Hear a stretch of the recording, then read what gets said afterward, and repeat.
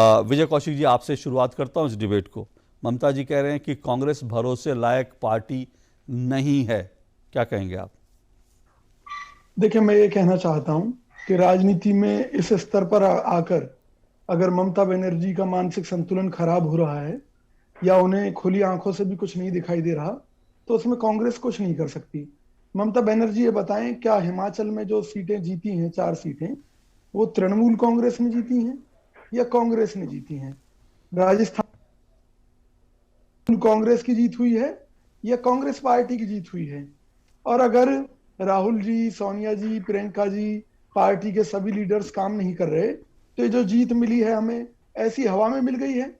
सही बात तो यह है, मुझे कहीं ना कहीं लगता है कि जो ममता बनर्जी हैं वो कहीं ना कहीं बीजेपी के साथ कोई खिचड़ी पकाने में जुट गई हैं, क्योंकि उनका देश में तो कोई आधार है नहीं बंगाल से निकलकर।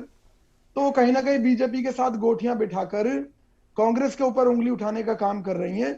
निश्चित तौर पर वो बीजेपी को फायदा पहुंचाना चाहती हैं, लेकिन जनता समझती है उनकी सभी हरकतों के बारे में, उनकी सच्चाई के बारे में। इसलिए देश के किसी भी हिस्से में बंगाल के अलावा वो कहीं पैठ नहीं जमा सकी हैं। और मैं निश्चित तौर पर यह कहता हूं कि आने वाले समय में ममता बनर्जी हमसे गठबंधन किए बगैर राजनीति में चल ही नहीं पाएंगी। उन्हें कांग्रेस के दरवाजे पर आना पड़ेगा, चाहे वो पश्चिम बंगाल ही क्यों ना हो। और कांग्रेस के लिए आपने कहा कि 2024 में विपक्ष में कौन बैठेगा, तो कांग्रेस सत्ता में होगी, भाजपा और ये तृणमूल कांग्रेस वगैरह सब विपक्ष में होंगे। कोई बड़ी चीज नहीं है। ठीक है, ठीक है। विजय जी बोलिए, आप तौसीफ खान जी का जवाब देने चाह रहे थे, फिर मैं आपसे सवाल करूंगा। हाँ, उनका भी जवाब देता हूं। मेरी बहन अभी इतनी लंबी लंबी बातें कर रही हैं, इनको शायद ये पता नहीं है कि भाजपा का भी एक उसके सहयोगी दलों के साथ एक गठबंधन है, और वो गठबंधन इन्होंने कांग्रेस सरकार के खिलाफ तैयार किया था।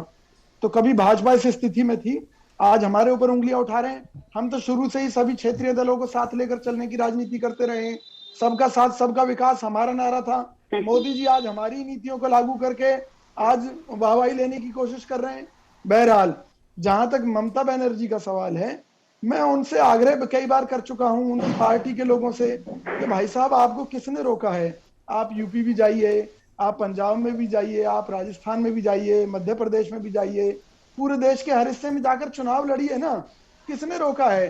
पता जब ही चलेगा कौन नेशनल लीडर है, कौन लोकल लीडर है। अरे भाई, एक प्रदेश में सरकार बनने से अगर आप प्रधानमंत्री के दावेदार हैं और आप कहते हैं कांग्रेस कुछ नहीं है, तो कांग्रेस की तो कई राज्यों में तो विजय जी वो कह रहे हैं भाई एक संयुक्त, विजय जी वो कह रहे हैं संयुक्त विपक्ष जो है वो कांग्रेस की जिम्मेदारी थी। एक मिनट रुकिएगा। नहीं, हमारी क्यों जिम्मेवारी है? नहीं। तो आपने साइकिल को छोड़ दिया, वहां पे सपा बसपा यूपी में आप किसी को साथ लेने को तैयार नहीं, अकेले, जबकि वहां पर तो आपकी जिम्मेदारी बनती है ना सब पार्टियों को साथ लेने की।